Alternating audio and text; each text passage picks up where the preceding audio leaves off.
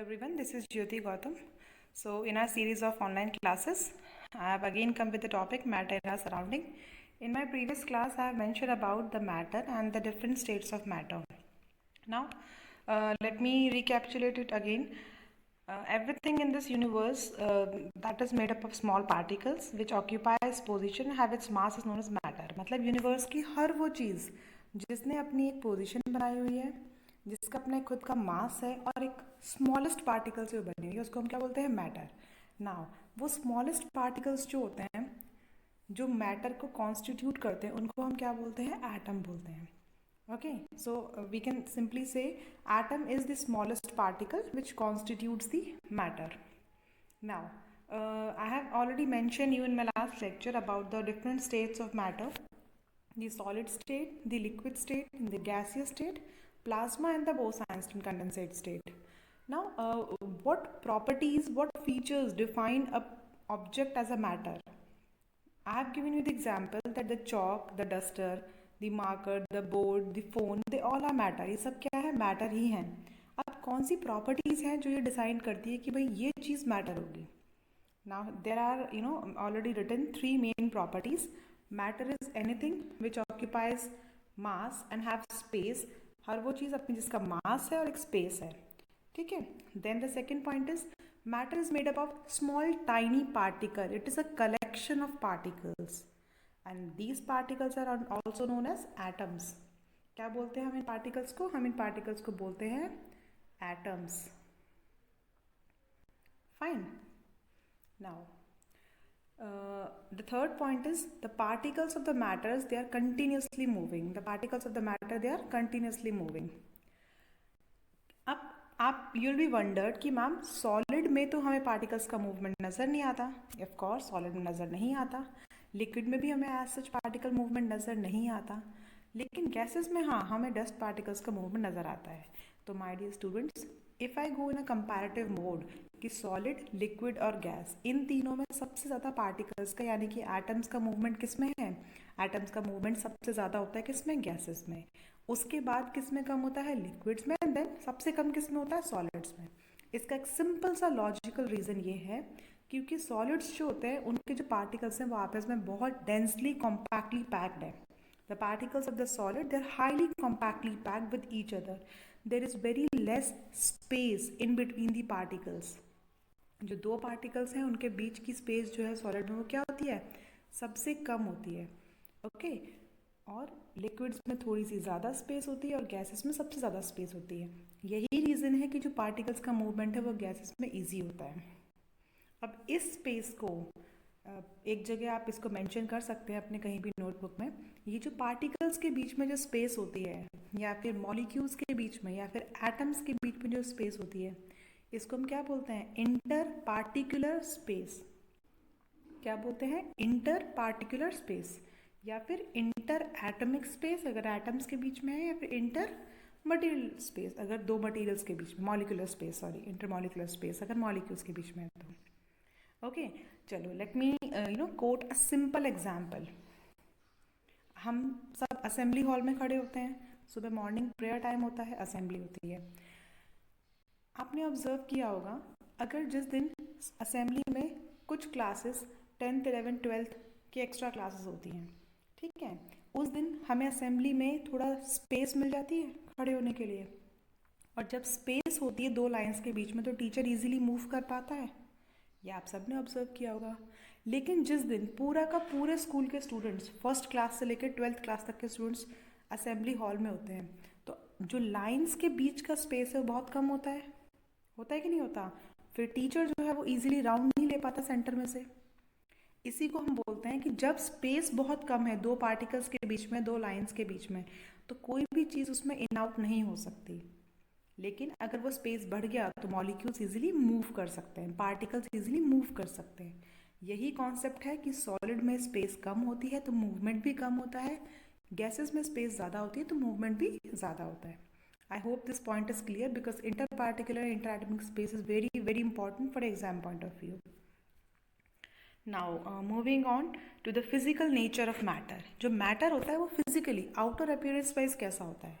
Again, the particles of matter they are very tiny अच्छा, आप में से कभी भी किसी ने भी वाटर के पार्टिकल्स देखे हैं?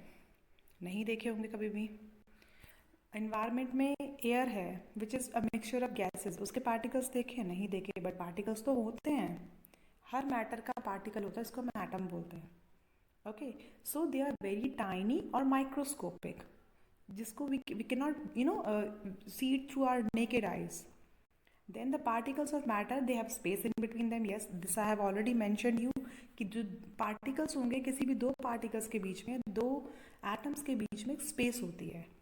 Okay, and they are continuously moving. वो जो पार्टिकल्स हैं उनमें कंटिन्यूस मूवमेंट है, और वो मूवमेंट भी कैसा मूवमेंट है my dear student? That is a random movement. ऐसा नहीं कि वो एल शेप में ही मूव करेंगे या फिर ए बनाकर ही मूव करेंगे, कोई उनका फिक्स्ड पाथ नहीं है। पार्टिकल्स वो सिर्फ रैंडमली मूव करते हैं एक दूसरे को हिट करते हुए। Okay, then the particles of matter attract each other. Yes of course, ये बात भी है। जो पार्टिकल्स है वो सब आपस में, उनके बीच में एक फोर्स लगी हुई है। ठीक है, वो सब आपस में एक दूसरे को क्या करते हैं? अट्रैक्ट करते हैं, क्योंकि फोर्स होगी तभी तो वो कॉम्पैक्ट एक स्ट्रक्चर बन पाएगा। ओके, नाउ एक छोटा सा एक्सपेरिमेंट है। There are two experiments which I have put in my PPT to explain this concept more clearly. एक छोटी सी एक्टिविटी में आपको दिखाया हुआ है कि एक 100 ml का बीकर है। ये 100 ml का बीकर है, और इस 100 ml के बीकर में से हमने क्या किया? इस 100 ml के बीकर में से हमने 10 ml एक दूसरे बीकर में ट्रांसफ़र कर दिया, जिसमें ऑलरेडी क्या था आपका? वाटर था 90 ml। ठीक है, आपने देखा होगा उसका कलर क्या हो गया? लाइट हो गया है।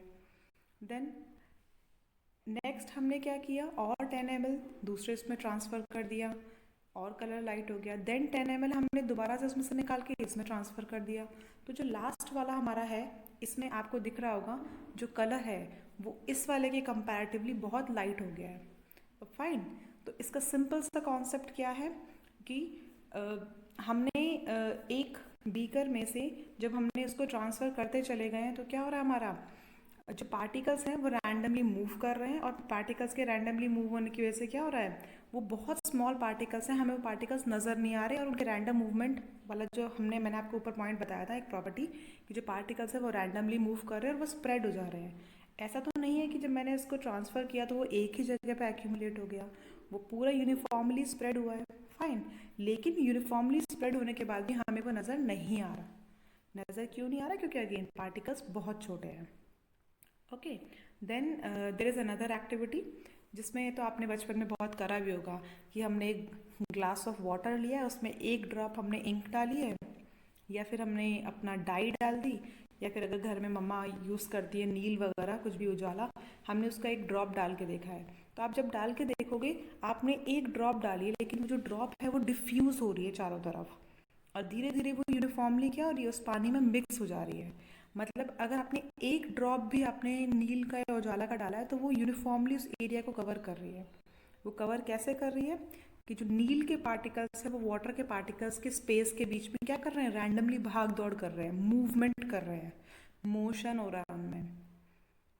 Hope you are understanding this concept कि जो वाटर मॉलिक्यूल्स हैं उनमें स्पेस है। वाटर क्या है? लिक्विड फॉर्म में है। वाटर के मॉलिक्यूल्स के बीच में आपस में स्पेस है। ओके, इंक जो है वो भी लिक्विड फॉर्म में। जब आपने एक ड्रॉप इंक डाली तो जो इंक के पार्टिकल्स है वो वाटर के पार्टिकल्स के बीच की स्पेस को ऑक्यूपाई करने के लिए क्या करेंगे?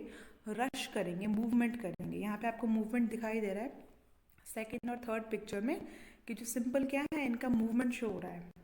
ठीक है, और इंटरमिक्सिंग ऑफ टू और more different type of matter, उसको क्या बोलते हैं? हम डिफ्यूजन बोलते हैं।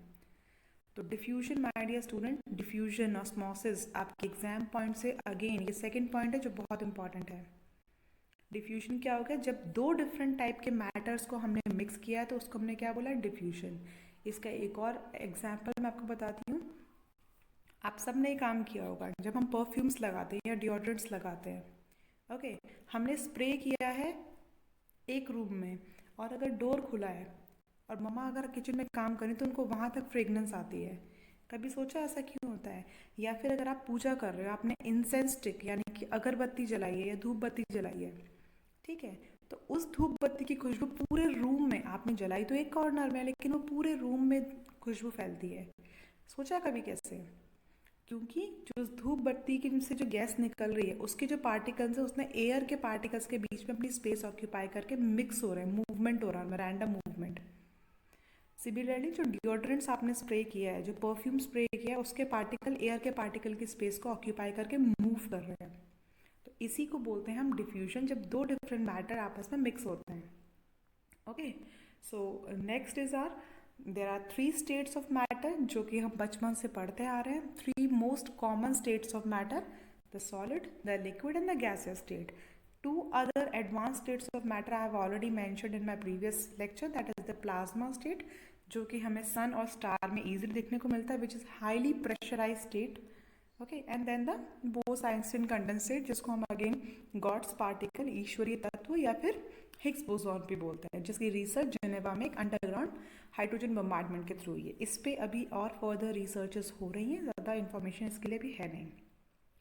Now, in this slide, you can easily compare in between the gas, liquid and the solid. Okay, यहाँ पे आपको फर्स्ट वाले जो डायग्राम है उसमें आपको दिख रहा है सिंपली कि जो गैस के पार्टिकल्स हैं उनके बीच में जो ग्रीन ग्रीन पार्टिकल्स आपको दिख रहे हैं उनके बीच में जो स्पेस है वो बहुत कम है। सॉरी, उनके बीच में जो स्पेस है वो बहुत ज़्यादा स्पेस है। पार्टिकल्स आपस में काफ़ी डिस्टेंस पे हैं। ओके, तो उनका मूवमेंट भी कैसा होगा, रैंडम मूवमेंट होगा, फास्ट मूवमेंट होगा, वो ईजिली भाग दौड़ कर सकते हैं, मूव कर सकते हैं। जो सेकंड वाला स्लाइड है जिसमें आपको दिख रहा होगा जो लिक्विड है, लिक्विड में गैप तो है, उनके बीच में इंटर पार्टिकुलर स्पेस तो है, लेकिन वो स्पेस गैस के कंपैरेटिवली कम है। और जो थर्ड डायग्राम है उसमें क्या है, सॉलिड में, सॉलिड में आपको दिख रहा होगा स्टैक के ऊपर स्टैक, यानी कि वो एक दूसरे के ऊपर क्या है, बंच के रूप में रखे हुए हैं, बिल्कुल टाइटली पैक्ड है, आपको कहीं पर भी स्पेस नहीं दिख रहा उस पर। इसीलिए सॉलिड में जो पार्टिकल्स का मूवमेंट होता है वो सबसे कम होता है। सेकंड पिक्चर पे आते हैं हम। सेकंड पिक्चर में सॉलिड का आपको स्ट्रक्चर दिख रहा है। सॉलिड का अपना एक फिक्स स्ट्रक्चर है और फिक्स स्ट्रक्चर होने के साथ साथ उसने क्या किया, अपनी एक शेप ऑक्यूपाई की हुई है।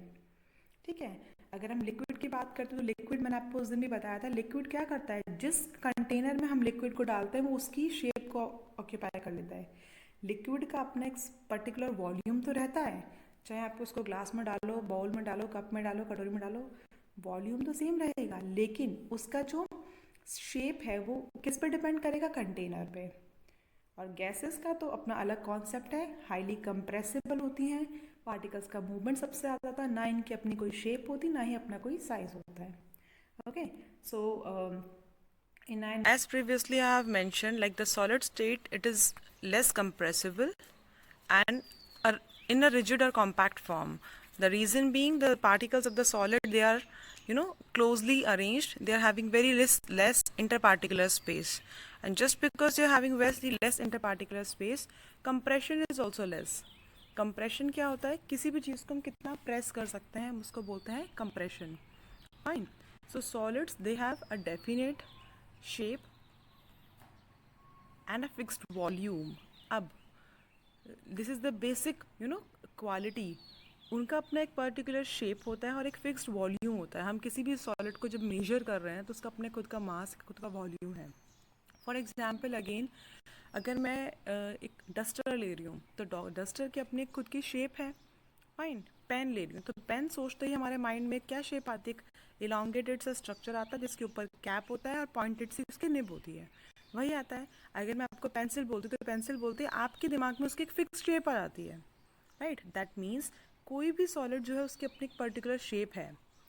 सेम वेज विद डायमंड और एनीथिंग, रिंग अगर मैं बात करती हूँ तो एक फिक्स शेप और फिक्स्ड वॉल्यूम जिस स्टेट ऑफ मैटर के पास है उसको हम बोलते हैं solid. Okay, then the space between the particles is less. Yes, आपको यहाँ इस डायग्राम में नजर आ रहा होगा कि जो पार्टिकल्स हैं दे आर हाईली कॉम्पैक्टेड, बहुत टाइटली पैक्ड हैं, इनके बीच में बिल्कुल भी स्पेस नहीं, आपको कहीं पर भी गैप नहीं दिख रहा। और इसी लेस स्पेस की वजह से पार्टिकल्स का जो मूवमेंट है, ये जो आपको फोर्थ स्टेप दिख रहा है कि जो पार्टिकल्स का मूवमेंट है ये क्या है, मिनिमम है, मिनिमम पार्टिकल मूवमेंट है। Okay, and they are least compressible. Then diffusion का जो रेट है that is least.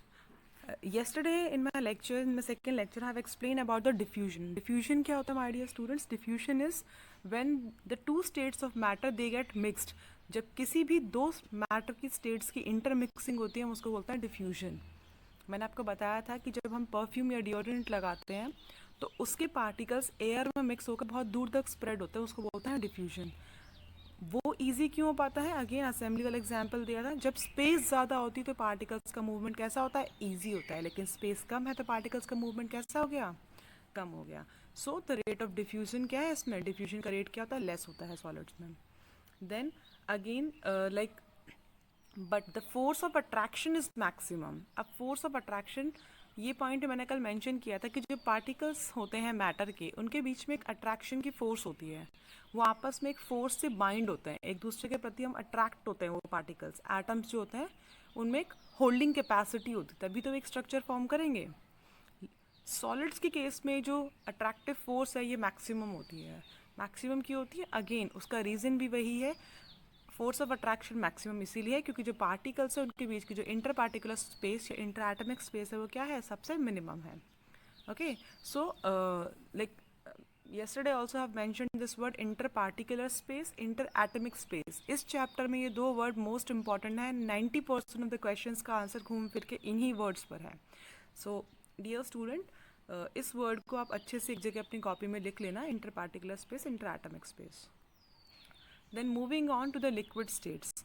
Liquids they don't have a definite shape. अच्छा, अगर एक छोटा सा चीज़ आप इमेजिन करो कि अगर मैंने आपको बोला वाटर, तो क्या आप वाटर को इमेजिन कर सकते हो कि वाटर दिखता कैसा है? बट क्या वाटर की कोई पर्टिकुलर शेप इमेजिन कर सकते हो? नहीं। Water could be in the form of a drop, water could be in the form of in river, नदी में भी पानी हो सकता है। वाटर कुड बी इन अ बोल, water could be in a glass, उसके अलग अलग शेप है। जब नदी में पानी है तो वो फ्लोई वाटर है, ड्रॉप में पानी है तो उसकी अपनी खुद की शेप है, ड्रॉप शेप। ग्लास में है तो एक अलग शेप है, स्पून में है तो अलग शेप है, बोल में है तो अलग शेप है। That means if I talk about liquids, तो लिक्विड्स की अपना खुद का एक वॉल्यूम तो फिक्स होता है उनका, लेकिन शेप फिक्स नहीं होती है। Liquids take the shape of the container, and this point I have mention in my first lecture. जो लिक्विड्स होते हैं वो क्या करते हैं, जिस कंटेनर में हम लिक्विड को डाल रहे हैं वो उसकी शेप ले लेते हैं। अब इनके बीच के जो पार्टिकुलर की स्पेस होती है वो कैसी होती है? इंटरमीडिएट होती है। दैट मीन्स ना तो ये सॉलिड्स की तरह बहुत ज़्यादा हाईली कॉम्पैक्ट होते हैं, ना ही गैसेस की तरह एकदम रिलैक्स होते हैं। स्पेस इंटरमीडिएट स्पेस होती है, medium space. The force of attraction is also medium. बहुत ज़्यादा कॉम्पैक्टली पैक नहीं है, इनके पार्टिकल्स के बीच में बहुत ज़्यादा स्पेस अट्रैक्शन फोर्स नहीं है, और ऐसा भी नहीं है कि बिल्कुल नहीं है अट्रैक्शन फोर्स। तो फोर्स ऑफ अट्रैक्शन भी इसमें क्या है? इंटरमीडिएट है, because the liquid state is the intermediate state of solid and gases. The movement of particle is also intermediate, मतलब जो इनमें पार्टिकल्स का मूवमेंट है वो भी कैसा होगा? ना तो बहुत हाई मूवमेंट है, ना ही बहुत लो मूवमेंट है। ओके, क्यों? क्योंकि अगेन वही कॉन्सेप्ट है, क्योंकि स्पेस कितनी होती है इनमें? मीडियम स्पेस होती है, तो मूवमेंट भी किस स्पेस से होगा? मीडियम स्पेस से। They are less compressible, yes. Solids are not at all compressible. Solids जो होते हैं मतलब बहुत नेग्लिजिबली कंप्रेसिबल होते हैं, कोई एक आध एक्सेप्शन होता है, लेकिन जो लिक्विड होते हैं वो क्या होते हैं? थोड़े से कंप्रेसिबल होते हैं गैसेस के कंपैरेटिवली। और रेट ऑफ डिफ्यूजन सॉलिड से ज़्यादा होता है। कैसा होता है? सॉलिड से ज़्यादा होता है इनमें रेट ऑफ डिफ्यूजन। ओके, अब इस पिक्चर में आपको दिख रहा होगा, ये हमने एक लिक्विड लिया हुआ है, इसमें बीकर में एक बॉटल में हमने लिक्विड लिया। इस लिक्विड को जब हमने एनलार्ज करके देखा है तो उसमें पार्टिकल्स हमें अरेंज दिखाई दे रहे हैं। ये जो पार्टिकल्स हैं ये अरेंज, जब आपको स्पेस एज सच नहीं दिख रही होगी इसमें, लेकिन जो हमने प्रीवियस वाला अपना डायग्राम देखा था उसके कंपैरेटिवली इसकी जो स्पेस है वो क्या है? ज़्यादा है। Moving on to our gaseous state. Yes, gaseous state के बारे में आपको मैंने उस दिन से बताया था कि गैसियस स्टेट में क्या है हमारा, एक बलून में से आपने क्या किया, थोड़ी सी गैस निकाल करके उसके पार्टिकल्स को ऑब्जर्व करना चाहा, तो यहाँ पे आपको दिख रहा होगा जो पार्टिकल्स हैं उनमें बहुत ज़्यादा स्पेस है। ओके, गैसेस की ना तो कोई डेफिनेट शेप होती है, ना ही कोई फिक्स्ड वॉल्यूम होता है। ये क्या करते हैं? पूरे के पूरे कंटेनर को यूनिफॉर्मली ऑक्यूपाई करते हैं। फॉर एग्जाम्पल, अगर मैंने एक ही बॉटल ली है या फिर मैंने एक सिंपल ग्लास लिया है, उस ग्लास में अगर मैं वाटर फिल करूँ तो वाटर कितना एरिया को कवर करेगा? इतने ही एरिया को कवर करेगा जितना मैंने पानी लिया है। लेकिन जो गैस होगी वो क्या करेगी? वो इस पूरे एरिया को कवर कर लेगी। Okay, then the force of attraction क्या होता है, सबसे कम फोर्स ऑफ अट्रैक्शन। अब क्योंकि पार्टिकल्स आपको दिख रहा होगा पिक्चर में बहुत दूर दूर अरेंज है, तो इनके बीच का जो फोर्स ऑफ अट्रैक्शन है वो क्या है, मिनिमम है, बहुत कम फोर्स ऑफ अट्रैक्शन है। और पार्टिकल्स का मूवमेंट इट्स हाईएस्ट, पार्टिकल्स का movement is highest. Why so my dear students, just because particle movement is highest, because क्योंकि जो पार्टिकल की स्पेस है वो ज़्यादा है, पार्टिकल्स को बहुत ज़्यादा क्या मिल जाता है, एरिया मिल जाता है अपने मूवमेंट के लिए, and they are most compressible. In my first lecture I have again mention the example of liquefied petroleum gas, जो कि हमारे गैस में अपने सिलेंडर्स में फिल होती है। वो भी क्या है, आपका गैसेस फॉर्म है जिसको हमने क्या किया, कंप्रेस किया हुआ है। रेट ऑफ डिफ्यूजन सॉलिड्स और लिक्विड की कंपैरेटिवली सबसे ज़्यादा किस में होता है, गैसेस स्टेट्स में होता है। वो क्यों होता है, उसका भी यही रीज़न है कि जो गैसेस के पार्टिकल्स हैं उनके बीच की inter particular space, intermolecular space वो सबसे ज़्यादा होती है, वो ईजिली मूव कर पाते हैं। Okay, sorry for the disturbance. Then in my next slide we'll be learning about the changes of states. Changes of state means when we change one state of matter to the another state of matter, that is changes of state. Now you have easily read about कि जब हम ice, let us take the example of simple ice, water and vapors. Ice is a solid state, water is a liquid state and vapor is a gaseous state. Ice को जब हम थोड़ा सा high temperature में रख देते हैं, okay, ये नॉर्मल रूम टेम्परेचर में रख देते हैं जो कि रेफ्रिजरेटर के टेम्परेचर से ज़्यादा होता है, तो जो सॉलिड स्टेट है आइस वो किस में कन्वर्ट हो जाती है, हमारी लिक्विड में हो जाती है। हमने सबने करके देखा हुआ है घर पे। और जब लिक्विड वाले को हम थोड़ा सा और हाई टेम्परेचर देते हैं, दैट मीन्स बॉइलिंग कर देते हैं, तो उसका क्या हो जाता है, गैसियस स्टेट में temperature change, I mean gaseous state में कन्वर्जन हो जाता है उसका। वहीं पे अगर मैं इस साइकिल को रिवर्स कर दूं, रिवर्स करने से क्या हो रहा है, इस साइकिल को मैंने गैसियस स्टेट को कूल कर दिया, कंडेंस कर दिया, उसको मैंने कूल कर दिया, तो उसको कूल करने की वजह से क्या हो रहा है, वो लिक्विड में कन्वर्ट हो रही है। और लिक्विड स्टेज को जब मैंने और कूल कर दिया तो किस में कन्वर्ट हो रही है, सॉलिड में कूल हो रही है। जब हम पानी को कोल्ड टेम्परेचर प्रोवाइड कराते हैं रेफ्रिजरेटर में, तो वो किस में कन्वर्ट होता है, आइस में कन्वर्ट होता है। तो यही सिंपल कॉन्सेप्ट है जब हम तीनों स्टेट्स को आपस में इंटर क्या करते हैं, चेंज कर देते हैं। ओके, इंटरचेंज यहाँ पे आपके अभी 3 से 4 डिफरेंट प्रोसेस आएंगे, जैसे कि आपकी मेल्टिंग हो गई, फ्यूजन हो गया, ओके, इवेपोरेशन एंड बॉइलिंग हो गई, condensation and precipitation. In my previous lecture I have explain you about taking an example of the 3 states of water, the liquid state, the ice state, that is the solid state, and the vapor, that means the gaseous state. So melting basically it means by whenever you melt anything, whenever you raise the temperature of a solid, it gets converted into the liquid. जब भी आप किसी solid का temperature increase करते हो तो किस में convert हो जाता है, वो liquid में convert हो जाता है, ठीक है। So here it is written as well that when a solid is heated, the particle begins to vibrate with a greater speed and begins to move more freely. अब आपके माइंड में एक क्वेश्चन आया होगा कि मैम आपने हमें बताया था कि जो सॉलिड होता है उनके पार्टिकल्स के बीच में स्पेस बहुत कम होती है। यस, ऑफ कोर्स सॉलिड के पार्टिकल्स के बीच में स्पेस बहुत कम होती है, बट व्हाट हैपन, जब भी हम किसी सॉलिड को थोड़ा सा हीट अप करते हैं, जो उसके इंटर पार्टिकुलर स्पेस है वो बढ़ जाती है, पार्टिकल्स की स्पेस क्या होती है, बढ़ जाती है, लूजन अप हो जाता है वो मटेरियल जो हमारा सॉलिड है। तो पार्टिकल्स क्या करते हैं, वाइब्रेशन शुरू हो जाती है उनमें, ठीक है, उनमें मूवमेंट स्टार्ट होता है। और जब मूवमेंट स्टार्ट होगा, उनमें वाइब्रेशन स्टार्ट होगी और उनके बीच की स्पेस बढ़ेगी, तो वो किस स्टेट में कन्वर्ट हो जाएंगे, ऑब्वियसली सॉलिड से लिक्विड में, क्योंकि लिक्विड में पार्टिकल्स के बीच की स्पेस ज़्यादा होती है। ओके, सो एक टेम्परेचर पर वो क्या हो जाएगा, जो सॉलिड है वो मेल्ट हो जाएगा और लिक्विड में कन्वर्ट हो जाएगा। Same in case of ice as well. Ice में बर्फ़ में क्या होता है, आपने बर्फ़ का एक टुकड़ा बाहर निकाल के रखा, ठीक है, अब गर्मियों के मौसम में वो जो बर्फ़ का एक आइस क्यूब है, it will melt at a more faster rate. लेकिन वही आइस क्यूब आप किसी कोल्डर एरिया में, हिमाचल वगैरह में या शिमला वगैरह में बाहर निकाल के रखते हो, तो दिल्ली या पन्ना के कंपैरेटिवली हिमाचल में जो वो आइस की मेल्टिंग होगी वो थोड़ी सी कम होगी। क्यों, क्योंकि टेम्परेचर डिफरेंस है। ओके, सो मेल्टिंग पॉइंट क्या होता है, melting point is that point eight which a solid melts into a liquid. वो पॉइंट, वो टेम्परेचर जिस पे कोई भी सॉलिड लिक्विड स्टेट में कन्वर्ट होता है, उसको बोलते हैं melting point. Fine students, students. Now here comes the most important definition, that is the latent heat of fusion. Latent heat of fusion, it simply means amount of heat energy, एक ऐसी amount of heat energy जो किसके लिए required है, जो required है आपके 1 kg of solid को लिक्विड में चेंज करने के लिए. बट कंडीशंस क्या है, कंडीशंस है कि जो एटमॉस्फेरिक प्रेशर है वो क्या होना चाहिए, वो सेम होना चाहिए. अब ना तो क्वेश्चन अराइज कि मैम एटमॉस्फेरिक प्रेशर का इंटर कन्वर्जन में क्या रोल है. ऑफ कोर्स रोल है बहुत बड़ा. एटमॉस्फेरिक जो प्रेशर होता है, हम किसी भी चीज़ को जब प्रेशराइज करते हैं तब भी वो दूसरी स्टेट में कन्वर्ट हो जाता है. ठीक है, अगर आपको याद हो तो फर्स्ट लेक्चर में मैंने आपको बताया था कि हम गैसेस को हाई प्रेशर में लिक्विड में कन्वर्ट कर सकते हैं, जैसे कि हमारे एलपीजी सिलेंडर्स में या सीएनजी सिलेंडर्स में होता है. So, by keeping the atmospheric pressure constant, we can convert 1 kg of solid into a liquid.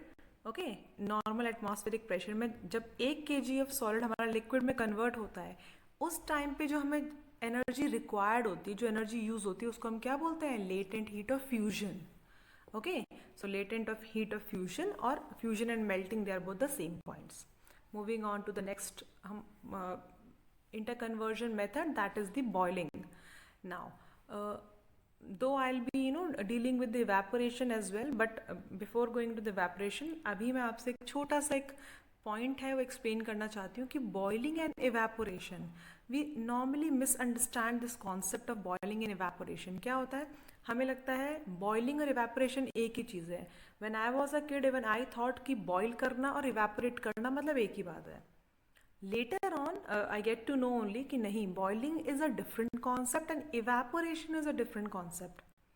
Boiling क्या होती है my dear students? Boiling होती है, सपोज करो हमारे पास कोई बीकर या टम्बलर में या किसी भी जार में पानी है, जब वो पूरा का पूरा बॉइल हो रहा है, बल्क पूरा उसका जो बल्क फिनोमिना हो रहा है, बल्क पूरा मतलब जो पूरा इंटायर हमारा वाटर है वो बॉइल हो रहा है, उसके पार्टिकल्स में मूवमेंट हो रहा है. ठीक है, पार्टिकल्स ऊपर नीचे आ रहे हैं. आपने देखा होगा हम जब भी पानी गर्म करते हैं उसमें बुलबुले आते हैं, बबल्स बनते हैं, तो तब क्या है, वो पानी ऊपर नीचे मिक्स हो रहा है. तो boiling is a bulk phenomena, यानी कि आपके पूरे मटेरियल में होता है. आपको इस डायग्राम में दिख भी रहा होगा.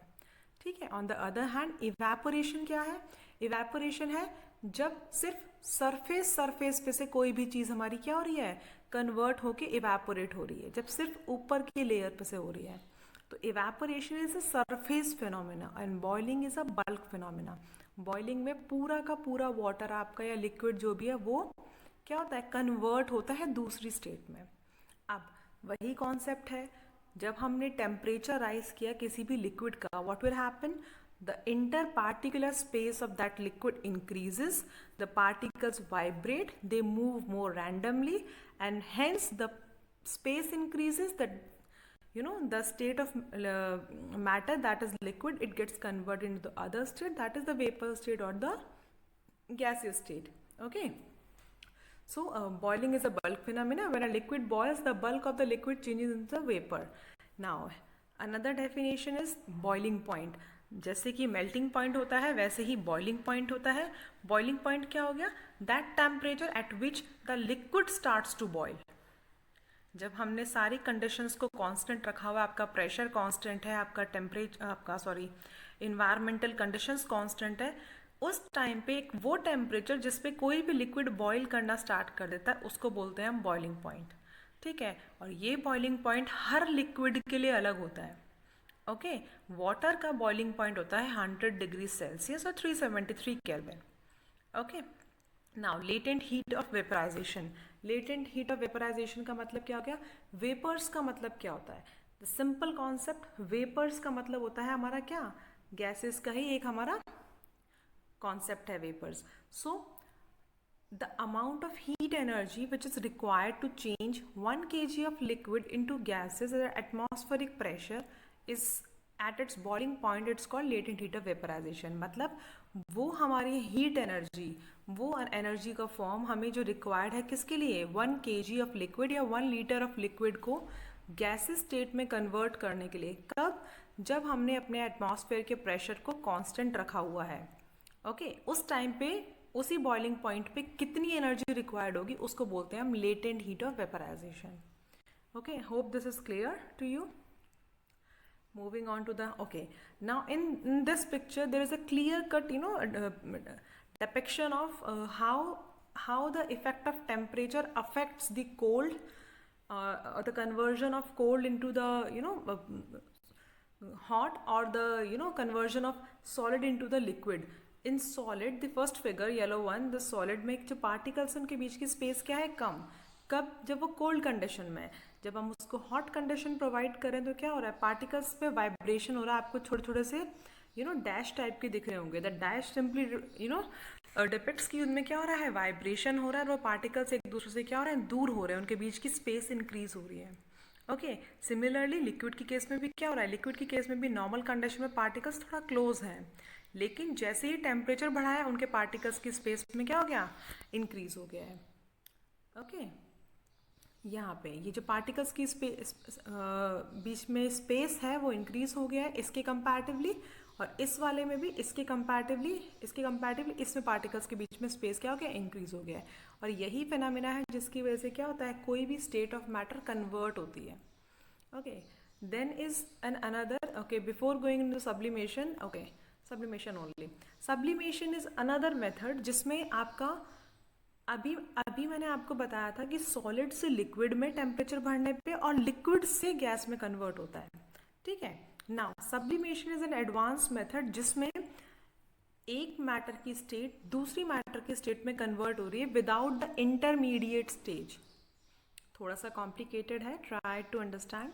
मतलब हमने क्या किया, सॉलिड को लिक्विड में कन्वर्ट नहीं किया. वो जो चेन है सॉलिड से लिक्विड, लिक्विड से गैस, उसको ब्रेक किया हुआ हमने बीच में से. बीच वाली स्टेज क्या है, लिक्विड है.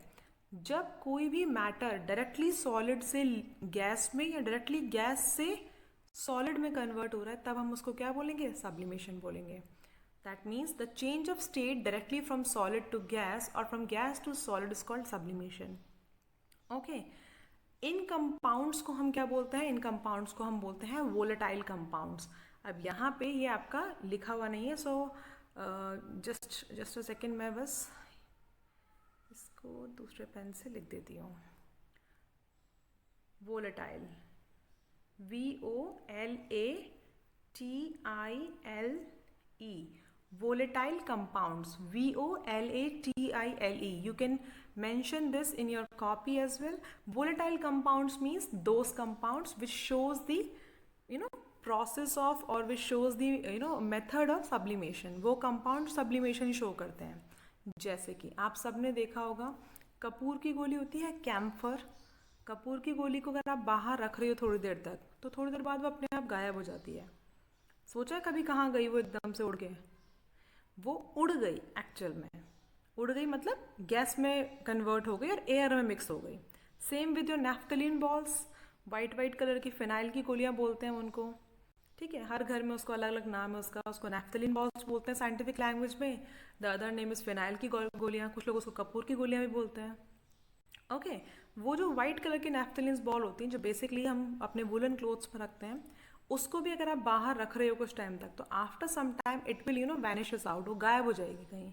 वो कहाँ गायब हो रही है, वो जो गोली के फॉर्म में है, सर्कुलर राउंड फॉर्म में है, which is in a solid state, वो डायरेक्टली किस में कन्वर्ट हो रहा है, आपका गैस स्टेट में. So naphthalene ball, camphor, they are volatile compounds because they show sublimation. Okay. Similarly, एक salt होता है जिसको बोलते हैं अमोनियम क्लोराइड. ठीक है, इसका फॉर्मूला होता है अमोनियम क्लोराइड का, just a second I write down the formula. Ammonium chloride का आपका फॉर्मूला होता है NH4Cl. NH4Cl. ठीक है, अमोनियम क्लोराइड NH4Cl होता है. और ये दिखने में बिल्कुल आपका जो नॉर्मल नमक होता है घर में, NaCl, खाने वाला नमक, उसके जैसा होता है. ठीक है, आप डिस्टिंग्विश नहीं कर सकते हो अमोनियम क्लोराइड में और आपका जो कॉमन सॉल्ट है घर वाला नमक NaCl में. अमोनियम क्लोराइड और उसमें क्या डिफरेंस है, अगर आप एक नॉर्मल प्लेट को, नॉर्मल नमक को आप एक प्लेट में रखते हो और दूसरी प्लेट में अमोनियम क्लोराइड को रखते हो, तो नॉर्मल नमक जो है वो आपका एज इट इज़ आपको मिलेगा, वो उड़ के नहीं जाएगा. दैट मीन्स वो कन्वर्ट नहीं हो रहा डायरेक्टली गैस में. लेकिन जो अमोनियम क्लोराइड की प्लेट है वो खाली हो जाएगी क्योंकि अमोनियम क्लोराइड क्या हो रहा है, इवेपोरेट हो जा रहा है. इस फिगर में भी आपको यही दिखाया हुआ है कि नीचे आपने क्या किया हुआ है, एक चाइना डिश रखी हुई है और उसमें अमोनियम क्लोराइड रखा हुआ है, और आपने एक फनल को उल्टा रख दिया, उसके ऊपर इन्वर्ट करके रख दिया है, और नीचे से आप क्या कर रहे हो, हल्का सा टेम्परेचर दे रहे हो बर्नर के फॉर्म में, हीट के फॉर्म में। अब ये जो और ऊपर से उस फनल के को कवर कर दिया आपने, किससे, कॉटन से। कॉटन से कवर करने की वजह से यहाँ पे आपने उसको कॉटन से कवर कर दिया। कॉटन से कवर करने की वजह से क्या है, जो ये अमोनियम क्लोराइड के यहाँ से ये फ्यूम्स निकलेंगे, ये फ्यूम्स इस फनल में तो जा रहे हैं लेकिन वो ऊपर नहीं निकल पा रहे हैं। तो you can easily see the fumes of ammonium chloride getting out from this china dish और this vessel into the funnel. ये फनल जो बना हुआ है, जो हमने इन्वर्टेड रखा हुआ है, उल्टा रखा हुआ है, उसमें आप इजीली देख सकते हो। ठीक है, सो अमोनियम क्लोराइड क्या हो रहा है, बेसिकली आपका इवेपोरेट हो रहा है। हम उसको इवेपोरेट वर्ड नहीं बोलेंगे, इवेपोरेट वर्ड बेसिकली ठीक नहीं है, वो सब्लिमेट हो रहा है। ठीक है, डायरेक्टली सॉलिड से गैस में कन्वर्ट हो रहा है। Hope this sublimation is clear to you, and if you have any doubt you can post it. Then here is a flow chart which easily makes the concept of interconversion clear. Solid state जो है, this solid gets converted into liquid. Solid जब liquid में convert हो रहा है तो हम उसको क्या बोलते हैं, हम उसको बोलते हैं fusion, या फिर क्या बोलते हैं, हम उसको बोलते हैं melting. Fusion और melting, fine, they both are same thing. Liquid जब सॉलिड में कन्वर्ट होता है हम उसको क्या बोलते हैं, सॉलिडिफिकेशन। सॉलिडिफिकेशन या फिर फ्रीजिंग, फ्रीज होना, किसी भी चीज का फ्रीज होना, हम बोलते हैं ना आइस फ्रीज हो रही है, जमना किसी भी चीज का। लिक्विड को सॉलिड में, पानी को बर्फ में हम जमाते हैं, उसको फ्रीज करते हैं, fine. Solid to liquid is fusion and liquid to solid is solidification. Then is your liquid to gas. जब लिक्विड और गैस आपस में कन्वर्ट हो रहे हैं तो उसके बीच में क्या है, जब लिक्विड गैस में कन्वर्ट हो रहा है तो उसको बोलते हैं वेपराइजेशन या फिर इवेपोरेशन। आपका पानी है जब वेपर्स में कन्वर्ट हो रहा है तो वेपराइजेशन बोलते हैं, या evaporation also the correct word. लेकिन जब आपकी गैस लिक्विड में कन्वर्ट हो रही तो उसको बोलते हैं हम कंडेंसेशन। आपने ये कंडेंसेशन वर्ड अपने क्लास 8th में वाटर साइकिल में भी पढ़ा होगा कि जब जो क्लाउड्स में आपका वाटर वेपर्स हैं वो कंडेंस होके किसके फॉर्म में गिरते हैं, बारिश की बूंदों के फॉर्म में। और वो बारिश की बूंदें क्या हैं आपकी, liquid state. That means water vapours जो हैं क्लाउड वाले वो कंडेंस हो रहे हैं, किसमें, लिक्विड में कन्वर्ट हो रहे हैं। Okay, so gas to liquid is condensation. Then is gas and solid के बीच में जो इंटर कन्वर्जन है, अगर सॉलिड डायरेक्टली गैस में कन्वर्ट हो रहा है वो तब भी सब्लिमेशन है, और अगर गैस डायरेक्टली सॉलिड में कन्वर्ट हो रही है वो तब भी आपका क्या है, सब्लिमेशन है। हम इसके और भी अलग अलग नेम्स हैं जो कि आपकी क्लास के लेवल से भी इतने इंपॉर्टेंट नहीं है, और डिफरेंट डिफरेंट एग्जाम्पल्स भी हैं, जैसे जैसे आते जाएंगे I will let you know. Okay, then is again effect of pressure on the gases. This I have already mentioned you कि जो प्रेशर है उसका काफ़ी इंपॉर्टेंट इफेक्ट होता है किस पे, गैसेस पे। यहाँ पे आपको दिया हुआ है एलपीजी सिलेंडर, सेम आपका सीएनजी होता है। सीएनजी में भी क्या होता है, सीएनजी में भी आपका कंप्रेस्ड नेचुरल गैस, जो नेचुरल गैस है हमने उसको क्या किया हुआ है, हमने उसको कंप्रेस किया हुआ है। Okay, so compressed. Similarly there is one more example, आपने ड्राई आइस सुना होगा word, dry ice. Dry ice कोई सूखी हुई बर्फ नहीं है, ड्राई आइस एक हमने नेम दिया हुआ है किसको, सॉलिड कार्बन डाइऑक्साइड को। जो कार्बन डाइऑक्साइड होता है हमारा CO2, ये किस फॉर्म में होता है, ये हमारा गैसेस फॉर्म में होता है। लेकिन जब इस कार्बन डाइऑक्साइड को हमने क्या किया, कंप्रेस कर दिया, carbon dioxide is a gas, हमने उस गैस को क्या कर दिया, प्रेशराइज्ड कर दिया, कंप्रेस कर दिया, तो उसको हम क्या बोलते हैं, ड्राई आइस बोलते हैं।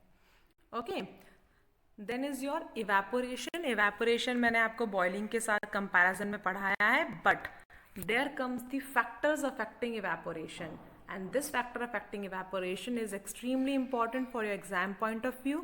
इसमें से my dear students एक क्वेश्चन 3 मार्क्स का या 2 मार्क्स का डिपेंडिंग ऑन द एग्जामिनर आने की 100% प्रोबेबिलिटी है, इसमें कोई चांस नहीं है कि नहीं आएगा। दिस इज इस चैप्टर के मोस्ट इंपॉर्टेंट उसमें से है ये। So evaporation is basically boiling point से कम किसी भी टेम्परेचर पे अगर चेंज हो रहा है हमारा लिक्विड से वेपर में तो उसको हम क्या बोलते हैं, इवेपोरेशन बोलते हैं। And evaporation is a surface phenomena. Evaporation is a surface phenomena. इसमें बल्क की रिक्वायरमेंट नहीं है। इसमें क्या हो रहा है, इसमें सिर्फ ऊपर ऊपर की जो लेयर है वो हमारी कन्वर्ट हो रही है, किसमें, लिक्विड टू गैस में। Now there are the factors affecting evaporation. कौन से फैक्टर्स हैं जो हमारे इवेपोरेशन को अफेक्ट करते हैं? The first one is the surface area, temperature, humidity and the wind speed. Okay, now simple सा कॉन्सेप्ट है आपका। आपने एक हैंकी लिया हुआ है, ठीक है, और एक आपने ली हुई है बेडशीट। अब आपने दोनों को वेट करके सुखाने रख दिया। इवेपोरेशन आपकी बेडशीट में जो वाटर है उसमें से ज़्यादा इवेपोरेट होगा वाटर, या आपके हैंकी में से ज़्यादा होगा? क्वाइट ऑब्वियस, क्योंकि बेडशीट का जो सरफेस एरिया है, बेडशीट का जो एरिया है वो हैंकी के एरिया से कंपैरेटिवली ज़्यादा है। So the evaporation will be more in case of bedsheet as compare to the hanky. So we can simply say that more the surface area more the evaporation. जितना ज़्यादा हमारा area होगा उतना ज़्यादा evaporation होगा, right. Similarly अगर हम बात करते हैं टेम्परेचर की, टेम्परेचर का कॉन्सेप्ट हमने पहले ही देखा है। जितना ज़्यादा टेम्परेचर उतना ज़्यादा इवेपोरेशन। हमने पानी को रखा हुआ है अपनी गैस पे सपोज, ओके, या फिर पन्ना का ही एग्जांपल लेती हूँ, क्योंकि पन्ना में गर्मी ज़्यादा पड़ती है, तो पन्ना के कंपैरेटिवली अगर मैं किसी कोल्डर एरिया का लूँ तो वहाँ पे वाटर का इवेपोरेशन स्लो होगा, पन्ना में वाटर का इवेपोरेशन फास्ट होगा। अगर यहाँ पे कोई भी पॉन्ड है तो वो जल्दी सूखेगा क्योंकि गर्मी ज़्यादा पड़ती है, टेम्परेचर ज़्यादा है, ओके। तो जितना ज़्यादा टेम्परेचर होगा उतना फास्ट हमारा क्या होगा, इवेपोरेशन होगा, क्योंकि टेम्परेचर ज़्यादा होने की वजह से पार्टिकल्स में मूवमेंट ज़्यादा होगा, उनके बीच में गैप ज़्यादा आएगा और वो जल्दी से कन्वर्ट होंगे दूसरी स्टेट में। Then is wind speed, humidity I will be dealing it. Wind speed, जितनी तेज़ हवा उतना तेज़ इवेपोरेशन। ये भी सिंपल सा हमारा डेली लाइफ का कॉन्सेप्ट है, आप अपनी मदर से पूछ भी सकते हो ये, कि अगर हमने जिस दिन तेज़ हवा चल रही है उस दिन अपने कपड़े सुखाए हुए हैं, ठीक है, और जिस दिन नॉर्मल नॉर्मल हवा है उस दिन हमने कपड़े सुखाए हैं, तो कंपैरेटिवली जिस दिन ज़्यादा तेज़ हवा चल रही है उस दिन हमारे कपड़े जल्दी सूख जाते हैं। क्यों? क्योंकि उनमें से जो वाटर है हमारे कपड़ों में से, हमारे क्लॉथ में से जो वाटर मॉलिक्यूल्स हैं वो जल्दी से क्या हो जाते हैं, इवेपोरेट होकर गैसेस में कन्वर्ट हो जाते हैं and the clothes become dry. So wind speed also directly proportional to the evaporation. Wind speed भी क्या है, इवेपोरेशन के डायरेक्टली प्रोपोर्शनल है। जितनी ज़्यादा विंड की स्पीड उतना फास्ट हमारा क्या है, evaporation. And there comes the fourth and the most important point, humidity. Humidity और इवेपोरेशन इनवर्सली प्रोपोर्शनल है। अब तक मैंने आपको जो कॉन्सेप्ट बताया they are directly proportional, that means more the surface area more the evaporation, more the temperature more the evaporation, and more the wind speed more the evaporation. But comes the humidity, it is inversely proportional to evaporation. Humidity अगर ज़्यादा है तो evaporation का जो rate है वो क्या होगा आपका, कम होगा। लेकिन अगर ह्यूमिडिटी कम है तो इवेपोरेशन क्या होगा, फास्टर होगा। अब ह्यूमिडिटी होती क्या है, हो सकता है आप में से कुछ स्टूडेंट्स को पता हो, कुछ स्टूडेंट्स को नहीं पता हो, तो let me just again explain it कि ह्यूमिड का मतलब होता है मॉइस्चर। हमारे इन्वायरमेंट में, हमारे वातावरण में कितना वाटर मॉलिक्यूल ऑलरेडी प्रेजेंट है, हमारा जो इन्वायरमेंट है वो कितना मॉइस्ट है, उसमें कितना आर्द्रता है। आपने अगर हिंदी में अगर आपने वर्ड पढ़ा हो आर्द्र, तो सो ह्यूमिडिटी का बेसिकली मीन्स है कि कितना वाटर मॉलिक्यूल ऑलरेडी हमारी एयर में प्रेजेंट है। बारिश के मौसम में आप सबने एक्सपीरियंस किया होगा कि हमारी बॉडी चिपचिप लगती है। दैट चिपचिप इज बेसिकली मीन्स इन्वायरमेंट का वाटर जो है वो हमारे हाथों पे टच हो रहा है, ओके। इसीलिए हम बोलते हैं, क्या बोलते हैं, कि बारिश के मौसम में बहुत मॉइस्चर होता है, ह्यूमिडिटी होती है, ओके। इसी को बोलते हैं ह्यूमिडिटी। अब ह्यूमिडिटी इवेपोरेशन रिलेटेड कैसे हैं ये समझ लेते हैं। सिंपल, अगर आपने समर सीजन में जो कि अभी है, उस टाइम में अपना कोई क्लोथ सुखाया हुआ है और वही क्लोथ आपने बारिश के मौसम में सुखाया हुआ है, समर में ह्यूमिडिटी जो होती है वो क्या होती है, बहुत कम होती है, क्योंकि हीट ज़्यादा होती है, टेम्परेचर ज़्यादा होती है। जब टेम्परेचर ज़्यादा होगा तो इन्वायरमेंट का वाटर मॉलिक्यूल भी तो इवेपोरेट हो जाएगा, ठीक है। लेकिन बारिश के मौसम में सन बहुत कम निकलता है तो टेम्परेचर भी कम होता है, इसीलिए वाटर मॉलिक्यूल्स इन्वायरमेंट में होते हैं। तो जब ऑलरेडी इन्वायरमेंट में वाटर मॉलिक्यूल हैं तो तो उनकी वजह से क्या है, टेम्परेचर कम है, और वाटर मॉलिक्यूल्स इन्वायरमेंट में होने की वजह से जो हमारे क्लोथ पे वाटर मॉलिक्यूल है, जो हमारे कपड़ा गीला है उस पे जो वाटर मॉलिक्यूल है वो क्या होते हैं, उनका इवेपोरेशन का रेट बहुत स्लो हो जाता है। इसीलिए बारिश के मौसम में हमारे जो कपड़े हैं वो कंपैरेटिवली बहुत देर में सूखते हैं अगर हम समर से कंपेयर करें तो। Hope this concept of humidity and the evaporation, their interconnection is clear to you. Okay, and if you come across any other doubt related to humidity and its relation with the evaporation, you can easily ask. You can put the question in the comment box. Then the last concept related to evaporation is evaporation causes cooling. बड़ा मज़ेदार concept है। अब simple सी बात है my dear students कि आपने देखा होगा, मटका सबने देखा होगा, ठीक है। मटके में क्या होता है, एक नॉर्मल मिट्टी का बर्तन है, हम उसमें पानी डालते हैं तो पानी ठंडा हो जाता है, ठीक है भाई। फ्रिज का कॉन्सेप्ट समझ में आता है कि मशीनरी है, उसमें क्लोरोफ्लोरोकार्बन है, इसलिए ठंडा हो जाता है। मटके में ऐसा क्या होता है, वो तो मिट्टी का एक बर्तन है, पानी डाला पानी ठंडा हो जाता है। मैजिक तो नहीं है, मैजिक है, साइंस का मैजिक। अब उस मैजिक में क्या हो रहा है माय डियर स्टूडेंट्स, उसमें ये हो रहा है कि वाटर जब हमने उसमें डाला अपने अर्दन पॉट में, अर्दन पॉट मीन्स मटके में, जब हमने मटके में वाटर डाला तो वो जो वाटर है वो मटके के जो छोटे छोटे पोर्स हैं, मिट्टी के पोर्स जो हैं, उनके थ्रू बाहर की तरफ आ जाता है। कभी मटके को आप बाहर से टच करके देखोगे, आपको गीला गीला फील होगा वो, ठीक है। अब उन पोर्स के थ्रू वो जो वाटर है वो इवेपोरेट होना स्टार्ट कर देता है, ठीक है। और कोई भी चीज़ जब इवेपोरेट होगी तो वो टेम्परेचर की वजह से इवेपोरेट होगी, है ना भाई। इवेपोरेशन कब होगा, जब टेम्परेचर ज़्यादा होगा। तो उस मटके की वजह से क्या हो रहा है, उस मटके के पोर्स से जो वाटर है वो इवेपोरेट हो रहा है, ओके। और वाटर इवेपोरेट होने की वजह से जो इंटरनल वाटर है वो कूल हो रहा है। वो कूल क्यों हो रहा है, क्योंकि जो वाटर इवेपोरेट हुआ है उसने अपने आसपास का टेम्परेचर एब्जॉर्ब कर लिया, हीट एब्जॉर्ब कर ली है। और जब हीट एब्जॉर्ब कर लिए तो टेम्परेचर डाउन हो जाएगा ऑटोमेटिकली, ठीक है। यही कॉन्सेप्ट है, when a liquid evaporates the particle of the liquid absorb heat from the surrounding and evaporate, so the surrounding becomes cold. जब भी कोई लिक्विड इवेपोरेट होता है वो अपने आसपास की हीट एनर्जी को एब्जॉर्ब कर लेता है। उससे क्या होता है, वो पार्टिकल तो इवेपोरेट हो गया, दूसरी स्टेट में पहुंच गई, गैस स्टेट में, और जो सराउंडिंग पहले गर्म थी वो ठंडी हो गई, ओके। और यही कॉन्सेप्ट है कि गांव वगैरह में या नॉर्मली भी आपने देखा होगा, शाम के टाइम जो लोग होते हैं वो अपनी छतों पर, अपने आसपास गैलरीज में, वेरेंडाज में वाटर को स्प्रिंकल करते हैं। पानी स्प्रिंकल करने से क्या होता है, शाम के टाइम जो हीट है पूरे दिन में उस एरिया की, वो वाटर स्प्रिंकल करने से वाटर लिक्विड फॉर्म में वो इवेपोरेट हो जाएगा, उस हीट को एब्जॉर्ब करके, और वो एरिया क्या हो जाएगा, कूल हो जाएगा, ओके। यही कॉन्सेप्ट हमारा है कि जब कॉटन के हम क्लोथ्स पहनते हैं तो कॉटन के क्लोथ्स क्या करते हैं, हमारे बॉडी का जो स्वेट है, पसीना है, उसको एब्जॉर्ब कर लेते हैं, और वो स्वेट इन्वायरमेंट में इवेपोरेट हो जाता है। इन्वायरमेंट में वो इवेपोरेट होने की वजह से हमारी जो बॉडी है वो कूल फील होती है, okay students. So this is again very important concept, evaporation causes cooling. इसमें आपसे एग्जाम में एग्जाम्पल्स पूछ लिए जाते हैं कई बार कि जो अर्थन पॉट है, मटका है, वो किस प्रिंसिपल पे काम करता है, उसमें पानी कैसे ठंडा होता है। और एक ये वाला एग्जाम्पल कि जो पीपल है, why do they sprinkle water on the roof और the open ground.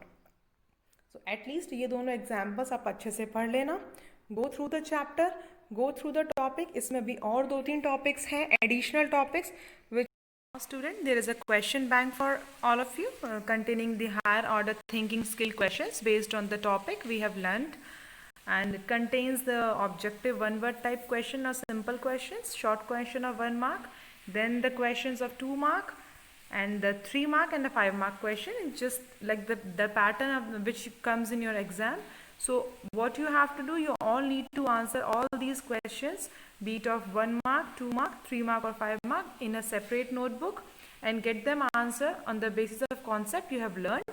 Thank you so much, and if you come across any doubt, you can ask me anytime.